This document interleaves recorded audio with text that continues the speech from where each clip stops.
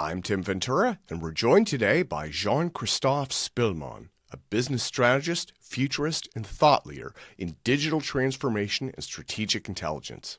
Over the last 2 decades, Jean-Christophe has assisted multi-billion-dollar companies in their digital transformations, and he currently serves as the global head of strategy and industry marketing at a large IT group in Europe and global head of portfolio for its big data and security division. Jean-Christophe has an MBA in International Economy and Management from ESSEC, an executive MBA in Strategy and Competitive Intelligence from École de Guerre Économique, and Masters in Biotechnology Engineering from ENSAIA, and studied in the Abundance Digital Executive Program at Singularity University. Jean-Christophe, welcome. It is a true pleasure to have you with me today, sir. Many thanks, Tim. It's an honor to join this podcast. Thanks again for the invitation. Absolutely.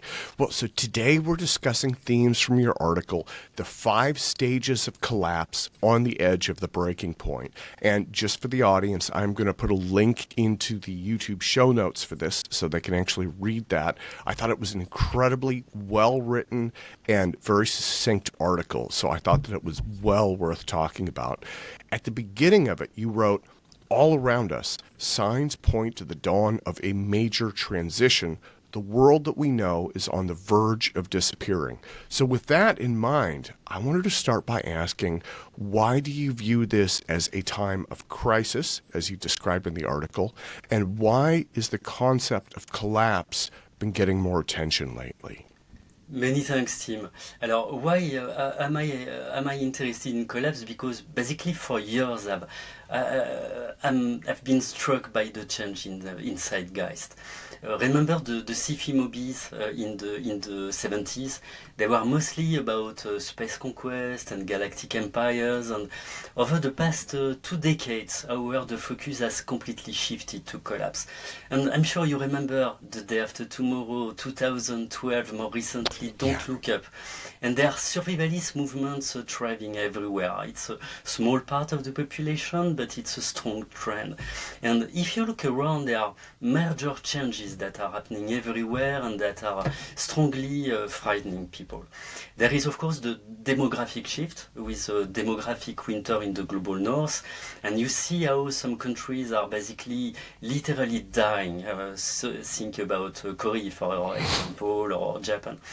And there is a population explosion in the global south with a world population growth projected to increase by around 1.5 billion more people by 2050. And of course with resource issues. So there is also the ecological limits. The International Energy Authority predicts a resource peak, notably for fossil energy, around 2040 at the latest. Then there are the geopolitical tensions with the rise of BRICS, which now represent 55% of the global population and 45% of the global GDP in power purchasing parity terms. And of course, you're familiar with that, the technology disruptions with the rise of AI, robotics, potentially AGI tomorrow. And we all know that people say it will augment human, not replace human, but we all know that it will threaten many jobs. So people are afraid by that, and there is a turning point, and especially in the West, because there was a few years ago a very interesting study which showed that half of the European population believe that the future will be worse than the past. And they call it the loss of the future. And if you look at the past 2 decades, we have absolutely multiple crises unfolding, and especially in the West. We have the financial crisis of 2007 and 2008. We have the rise of populist movement everywhere since at least 2015 and before. We have international tensions with the COVID-19 crisis, the war in Ukraine in 2022, which is the first high-intensity war in Europe for 80 years, the war in the Middle East, and of course everyone wonders whether there will be a deeper crash or even a collapse on the horizon, and that's why I dedicated a series of blog posts on this topic. Okay. Well, and again, this was an excellent article. So one of the things that you did was really describe phases of collapse unfolding. You studied the Orlov model, which was based on the fall of the Soviet Union in the 1990s, and described financial, commercial, political, social, and cultural phases of collapse. And so you broke that down into discrete areas. That was really what caught my attention, because there are so many people who are out there predicting doom and gloom, but it's all very nebulous, right? Or they point to one specific thing and they say, look, the economy, or look, the war. Now, in your case, you approached this from kind of a systemic perspective and broke it down into phases based on the Orlov model. Can you tell me a little bit more about that? Sure, with pleasure. So my view is that when you want to understand the future, it's always very essential, basically, to look at the past. And societies change, but my view is that basic human psychology doesn't evolve so much. And very interestingly, so on collapse, there is a model created by a Russian-American author who is Dmitry Orlov, who studied the collapse of the USSR in the 80s. And basically, as you mentioned, it describes collapse unfolding in 5 stages. First, there is the financial collapse. Trust in financial institutions erodes, financial instruments lose value, access to money and credit completely disappear, and in a few years the ruble was completely devalued. And it would be fun if it wasn't tragic, but at one point Orlov explained that to travel in Russia, and basically he traveled to see if there were partnership possible for the US, he had to just to get gasoline, he had to barter bottles of vodka against gasoline, because people they were not used to dollar and they were frightened by rubles. Second, there is the commercial collapse. So business begin to fail, essential goods and services become unavailable, employment rises dramatically, and people do whatever they can do to survive. And they're selling their last possession. In his essay, Orlov described it's horrible. Elderly women selling old toys on the street just to survive. And there are many people trying to take side jobs just to survive. There is an incredible anecdote. Which is true. Putin himself says that he worked as an occasional taxi driver in the early 90s, to make ends meet, even while serving as a mid-level officer in security services. It was really at the beginning. It was occasional, but I laugh, but it was really dramatic in this period. And so there is the political collapse. The state loses its ability to maintain law and order, social unrest rises everywhere, the state fragments, and you remember how the USSR disbanded into separate countries.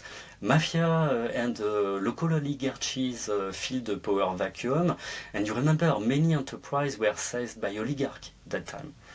And then there is the social collapse. The social structure starts to break apart. People revert to survival-based behaviors, and there are civil wars. And you remember the Chechen War in 1999, which was absolutely horrible. And ultimately, there is some kind of cultural collapse. Survival of the fighters becomes the norm, and the struggle for life prevails everywhere.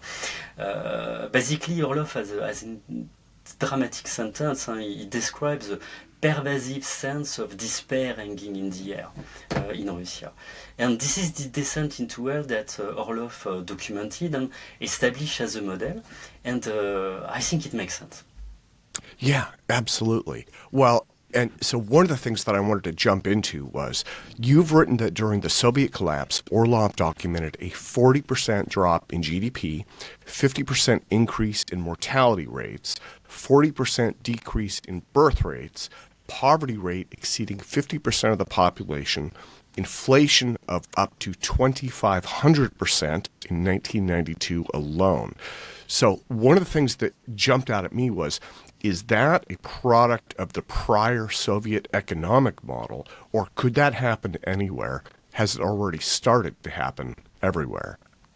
The great question, and I think it's both. Clearly, the Soviet Union was a completely dysfunctional state. We all know that.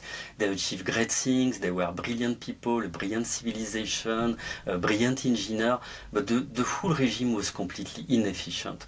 And paradoxically, I think it lasted a long time due to the Cold War. But it was progressively decaying, doomed to fail in the long term. And ultimately, by the way, it's very interesting, the specialists acknowledge that the USSR disbanded itself. It's the USSR elites who choose to abandon communism with perestroika, and when a system doesn't work, it cannot be reformed seamlessly. So it falls apart and it collapses, and I think this is what happened to the USSR. Now, my guess, and the guess of Orlov, is that the same cause creates the same effect everywhere, and not just in USSR, and that's why I think the model is valid. When a system becomes too complex, too bureaucratic, when the debt burden becomes unsustainable, when the wealth gap dramatically widens, when part of the elites lose trust, when the system experiences repeated failures and becomes too complex to be reformed, it ultimately leads to a brutal collapse that unfolds in a similar way, even if not all crises reach the same level of extreme stage. I think that some rebound before the extreme. And we have seen that many times in many civilizations, in many countries, and at many different periods of history. Well, and my concern about collapse, and I'm going off my questions list a little bit, but I'm going to scroll back up to the 5 phases from the Orlov model. So, you could make the case that various Western nations, right, the United States, Europe, various Western nations are going through different mixtures of these stages. Again, they were financial, commercial, political, social, and cultural, right? And I guess looking at news headlines from various Western nations, it almost seems like a mishmash of issues, right? Some nations have all of these that are happening, or at least starting to happen. Other nations may have 1 or 2 that are more pronounced and remain more stable in other ways. But it does seem like these warning signs, I guess, are more prevalent. Absolutely. Basically, I really think that once again, we see signs of this collapse everywhere. We see the financial crisis, we see the rise of populist movement, we see the international tensions and war, we see the problems with Middle East, Russia, and Taiwan. And basically, when I studied these dynamics, I wondered if the current crisis represents the final phase of long-established collapse, basically. So, is there basically some kind of pre-collapse happening in the West? We have not collapsed. We see signs everywhere. And basically, I made the hypothesis that when a wealthy society starts decaying at the upper level, basically it works its way down.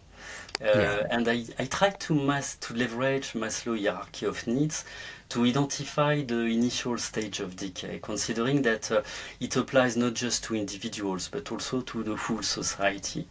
And if you remember, the Maslow hierarchy of need progress from basic needs, physiological and safety, to higher ones, belonging, self-esteem, self-actualization.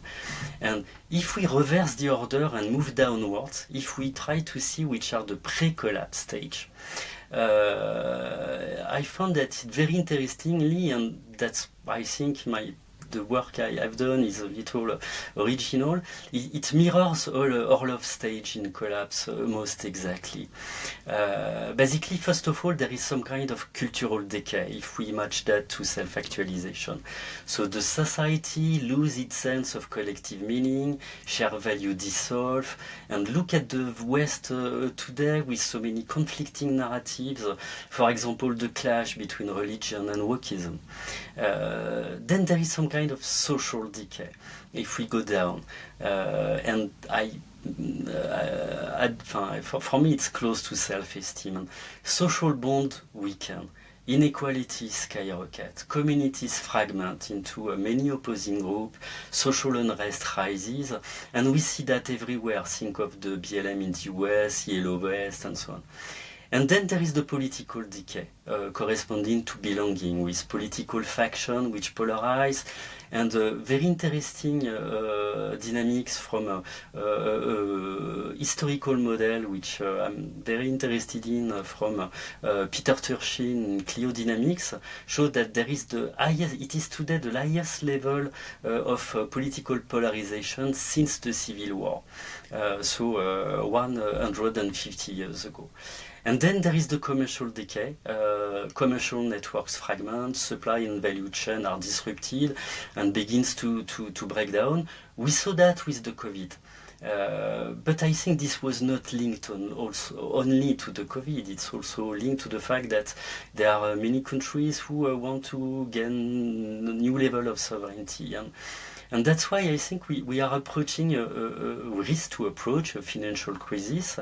And we all know that the economy increasingly relies on debts, on Ponzi-like schemes. And even if Wall Street appears very optimistic at the moment, we know the situation is quite precarious. Yeah, absolutely. Well, one of the things that you did, again, that I felt was so brilliant was tying these phases of collapse to Maslow's hierarchy of needs. And when you mentioned that a moment ago, I scrolled down here to my question. I'm like, yes, because I felt like that is a way to really base this on human-centric, values and needs. So Maslow, he was talking about low-level needs like food, water, and safety, right? At the very basic level, we all need those things. But also higher-level needs like a sense of belonging, self-esteem, right? Feeling like we're important, we're contributing to something, we're part of a community. This was a psychological way, as well as physiological, of tying this potential collapse to things that are established in psychology as needs that we have. So I really did love that. And some of the aspects of decay probably apply a little bit more, right? Like cultural decay, social decay, political decay. It seems to me like that would apply to those higher level needs, especially. Absolutely, and I would like to emphasize that. I completely agree. People mostly think about the lower level needs, but I think paradoxically, the higher level are probably the most important to succeed. So belonging, self-esteem, and self-actualization are ultimately what makes a society thrive.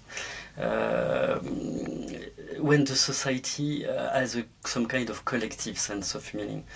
And I've recently studied the key factors to succeeding during crisis. What helps a country, a company, or an individual to be resilient or even anti-fragile? That means to thrive during the crisis. And ultimately, the result of the research I made is that ultimately it's purpose, the sense of meaning, that is the most essential factor, even if it's the highest. Because you all know the famous book from the Auschwitz survivor, Viktor Frankl, Mad Search for Meaning, who described the key to survive in camps was to find meaning. And it's timely to remind that today. And paradoxically, if you have a sense of meaning, you can endure absolutely anything, or not absolutely, but almost anything, even if it's difficult, even if you work hard, even if you have to fight, because you know there is something higher than yourself for which you stand, and because you see that there is a future for you and your children. And this is what we observe today in many successful emerging countries, a common ideal that unites most of the society, and the loss of it, of this shared meaning, is a strong signal of decay. And when larger part of the population, the common people and even parts of the elite feel that there is some kind of loss of the future, it marks the beginning of decline. So this is what happened in the USSR, and I think this is what we are risking today in the West. Yeah. Well, and before we go back to the USSR, you had touched on the idea of decay compared to collapse, and these two are definitely intertwined, right? So I did an interview in the past with a fellow named John Michael Greer, and he had a model of what's called catabolic collapse. And the way that he described that was periods of social decay or decline punctuated by collapse events.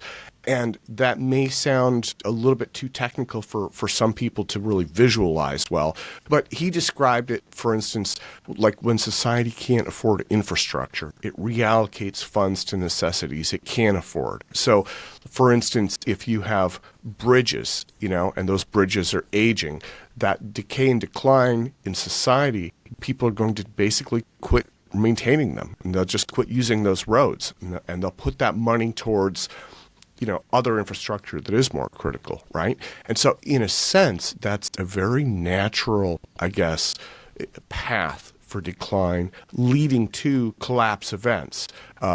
So the one that came to mind was the Great Recession, I guess, right? Where all of this tremendous value was lost. Do you think that we are seeing that underway as well? Alors, I hear this interview, and it's a very interesting interview, first of all.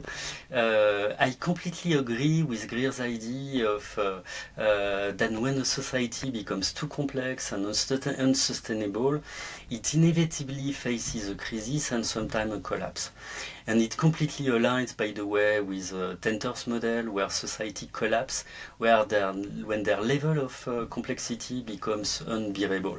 And I completely agree that a collapse is catabolic. So first of all, agree on all these points. Now, personally, I'm not sure that the collapse is always linked to the lack of resource. This is the thesis from the Club of Rome, from Bardi, from others. And anyway, if you look at the rise and fall of civilization worldwide, there were clearly some catastrophes, there were some temporary resource issues, there were some population falls. However, the key factor of collapse is often the decay of the civilization itself. And I get back to this idea of purpose. A society grows, decays, experiences a crisis, and then either it rebounds or it replaces. And this is the natural cycle of life. There is a quote I like very much from a sci-fi author, by the way, which is hard time creates strong men create good times, good times create weak men, and weak men create hard times. And the cycle continues. That's why it's human psychology. And so I think, of course, there are resource issues for the future. Personally, I hope we will solve this through technology. I hope. Anyway, in my view, for the next 30 years, our challenges are not resource related. Our problems are very human, and they are linked to human psychology. Absolutely. Well, and what you just mentioned about every society having, a growth, a maturity, a decay, and a collapse, right? I have seen that in so many different ways. We see that online with different social forums and groups, and I think maybe we could learn some lessons from that. And again, this goes way off my questions, but one of the things that has intrigued me is, over the 30-something years of the internet now, we've seen lots of social communities start, and when they start out, they have this rapid growth phase, they reach maturity, people are communicating and exchanging ideas and solving problems online, and then over time, things change, right? And it's a variety of things that change. They tend to stagnate, they decay, and they just fade off into nothingness, and eventually somebody just shuts it down. So it's almost like a microcosm of what you're describing on a social scale. Exactly, this is how societies evolve in phases, and once again, it's the same for human, it's the same for societies, and it's probably the same for nations. They appear, they have a crisis, they decay, they have a crisis, and then they disappear or they are replaced by other ones. Well, so one of the reasons that I had kind of drilled down so much on decay versus decline was, in the case of the Soviet Union, they fell apart very rapidly. But in the larger scheme of things, they were able to reach that recovery level very rapidly as well, right? I mean, in the 1990s, it just all fell apart. It seemed like it was overnight. The Soviet Union was gone. But, I mean, here we are again about 30 years later, and they are rebuilding a relatively vibrant, growing economy. So they've kind of passed through that phase. Now, if you contrast that with, I think the Roman Empire would be the best example, right? They decayed for hundreds of years. And so then the question becomes, are there any lessons that we can learn from Orlov or perhaps Soviet leadership, former Soviet leadership, or maybe Rome itself, to say, this is what we can do to make it through these difficult times? Absolutely, it's a great question. May I have a provocative statement, if you allow me? The short answer: the USSR never rebounded. Basically, it's the different republics which did so separately, Okay. each relying on its own culture and resource to recover, and especially Russia, because they had a millennial culture, and it's bring to, I think, to a very interesting point that they are first of all on collapse. Is a collapse a final collapse or a crisis, which can lead either to a rebound or replacement? And personally, I'm working on very interesting by several cyclical theories of history, which suggest that once again each society goes through phases of expansion and crisis, which can lead either to a final collapse or a rebound, and usually with some kind of new order. And if we get back to the Soviet Union, it's not the old order who rebounded. It's not the USSR. Yes. It's Russia, and it's a different Russia than the Russia of the Tsarist elite. And there are two theories, personally, that I really like on this subject, which are very interesting for me. They are the Stroessel theory of generational cycles of around 80 years, which align closely, by the way, with big debt cycles identified by economist Ray Dalio. And there is another theory which is not on the same level, which is cryodynamic by Peter Turchin, who sees cyclical phases of 150 and 300 years, with period of expansion, the golden age of the people, stagnation, golden age of the elites, separated by crisis and depression. And this is when we see collapse. And just to get back to Roma, there was not just one Roma. There were three, in fact, separated by two collapse and one at the end. And there was the Republic, there was the Principate, there was the Dominate. And between these phases, there were partial collapse caused by deep financial crisis, epidemics, wars, which each gave way to new orders until the Western Empire finally dissolved. And remember, the Eastern Empire survived until the 15th century. Yeah.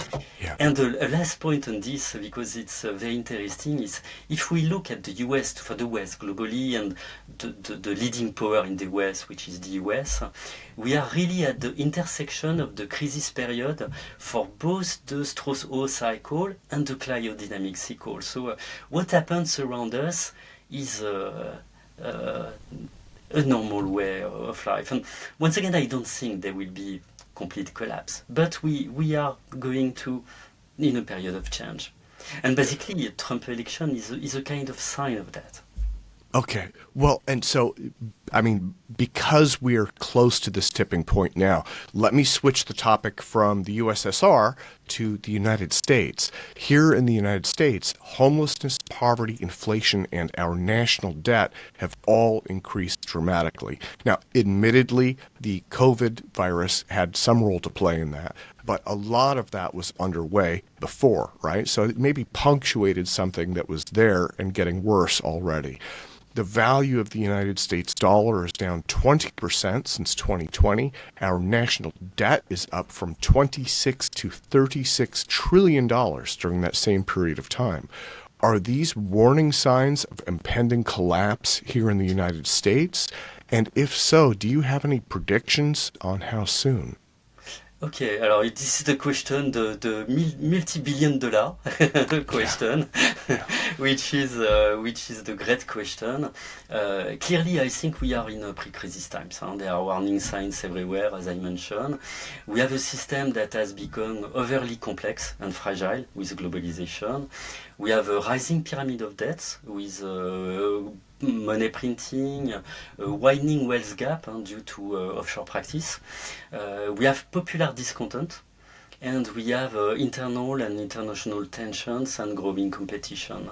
And basically, it's even worse in Europe. The US is in better shape. And there was already an alert in 2008, and I think the crisis is not starting out now. The crisis started around 2008. And I don't think the situation was really truly solved. It has been masked by debt and money printing, but it was not the case all time. Huh? But when for some years you print $4 for just $1 of GDP growth, it's not sustainable. And basically, in the last, if we get back to the cyclic theories of generational cycle, in the last cycle, during the Great Depression you mentioned, the similar events led to the Second World War with 70 million deaths, and Yeah. I think most people feel that, and that's why there is so much political polarization everywhere. Now, will it lead to collapse? Personally, a few months ago, I was quite worried. I was quite worried mostly by the rise of extreme tension and the risk of war. You always know when you start a war, you never know how it escalates and Yeah. what it can give. So there is always a human in certain factor, and this was what I was really afraid of. But I think personally the society is starting to address the issue. I don't want them to enter into politics, okay? But I think that the election of Trump and his program with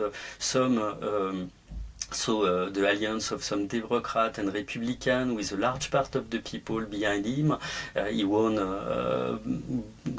really the election. Whatever you think about it, okay? It shows that part of the elite understand that there is a problem and they are trying to find a solution. And something that is, by the way, very interesting in the theories is that the solution is found not the people want to change and parts of the elite want to change. And this is the case in the US. And once again, do they have the right solution? Will they manage to keep things under control? That remains to be seen. I think there is at least an understanding that change is needed. Now we never know the future. Personally, I'm more confident than I was. Well, And and once again, I again, don't enter into politics. By the way, I'm European, so I wouldn't dare. yeah, well, let me ask about that quickly then. I have read that if the United States economy collapses, it will take the rest of the world with it. And I believe that is because the US dollar is what backs oil, right? It's tied to oil prices, and so that energy economy is so pervasive. Now, is there anything that could be done to prevent collapse or stimulate a rapid rebound in its wake, do you think? You had talked about anti-fragile strategies. That was why I'd asked. And that's a major topic. That's something for, a book, right? So, Alors, many thanks. Just a preliminary remark I would like to insist on. The US collapse will be completely dramatic for the world. It's for sure. We saw that in 2008, and it would bring the entire West with it. It's very sure. Personally, I'm not completely sure it would take the whole world with it, because today the largest and fastest growing economies are now in Asia. If you look, for example, at purchasing power parity, China is already the first economy in the world. People don't realize that sometimes. And you have India and Indonesia, and when you look at the growth, and this is by the way because this world is becoming multipolar, and there are so many tensions everywhere. Now I think that once again I'm a Western guy, and I think this is what Trump is working on, to maintain at least a leading US position, at least probably not for the West, but at least for the US in this new world, and basically all what is at least in the program. I don't want to enter politics, but the solution first of all reduce over complexity. So you see the Dodge initiative to simplify things. And to making the debt sustainable, to boost the economy, to reindustrialize, to innovate, the great announcement of Stargate, to reduce the cost of the empire. I'm not sure that he will reduce military spending, but I think he will try to reduce the cost of war. Will he succeed? It's not sure. Once again, it's easy to start a war. It's more difficult to end it, and I don't say he started it. Yeah. It's finding new resources. All the polemics on Greenland, I think he will make it. Defending the dollar, reducing the wealth gap, and really giving hope and purpose to all Americans, and with this great slogan, which is "Make America Great Again." If I get back just to finish on Orlov, I think that the last point is the most important. Basically, at the end of his essay, Orlov is a Russian who immigrated in the US, and ultimately immigrated again in Russia. So he's very critical, after just a few years ago, but he is very critical against the America now, and basically he predicted, by the way, there could be a collapse in the US, but the conclusion he has, I think it's a great conclusion. So he has a very nice conclusion for America, which is Americans have a quiet national pride, which, if engaged, can produce high moral and results. And after all, this is America. And I think it's what Trump is trying to do, to create the rebound. I think he will make it. It's complicated for Europe. But I'm more. We are in a multipolar world. But will he beat China, or will he sustain America as the second power? It remains to be seen. For the moment, I'm more confident with the future. Jean-Christophe, on that note, let me thank you so much for your time today. I want to close by asking what your plans are for the first few months of the new year that we're entering into, and where you see the economy and these collapse indicators going in the first part of 2025. Many thanks. Once again, it was an honor. My ultimate message is that and this was the object of the full series of posts. The objective was not to say we are doomed and we will collapse. It was to study collapse and see where we are going. Once again, we are in a moment of transition. Demographic, ecological, geopolitical, technological. Collapse is a possibility. I think we will avoid it. Even so, there will be an economic war which will increase everywhere. We have still very complicated times ahead of us. I'm more confident than I was a few months ago, and ultimately, even if there is a crisis, it's not an end. once again, it's a new beginning. We have a world full of risk, full of opportunities also. Look at AI, look at robotics, look at neurotech, look at new space. And what's needed to succeed is really to try to understand the underlying dynamics, to anticipate scenario, and try to do it in a neutral way, not ideological way. What I'm trying to do, I'm not speaking politics here. To adopt resilient and anti-fragile strategy, try to see how to not only survive but thrive, and cultivate a growth mindset, even if we know that growth is not infinite. So this is what I do in my digital activities. I'm focusing a lot on AI, especially in Europe, because tech is the key to the future, and this is what I continue to research through Future Mastery, which is not linked at all to the enterprise I work for, but which is a little think tank I have founded with a few friends, and which explore how to thrive in this changing world. That's what I will keep focusing on in the coming months. Once again, I'm much more confident. I don't think we will have a collapse. We have a crisis, we have a transition. This is what I study, and we need to move on that. And it will be a new beginning. Changing world order. I think the US will stay first, but it's interesting times ahead. That's an important point. After every collapse, there is a new beginning. Jean-Christophe, thank you again so much for your time today, Many sir. thanks, Tim.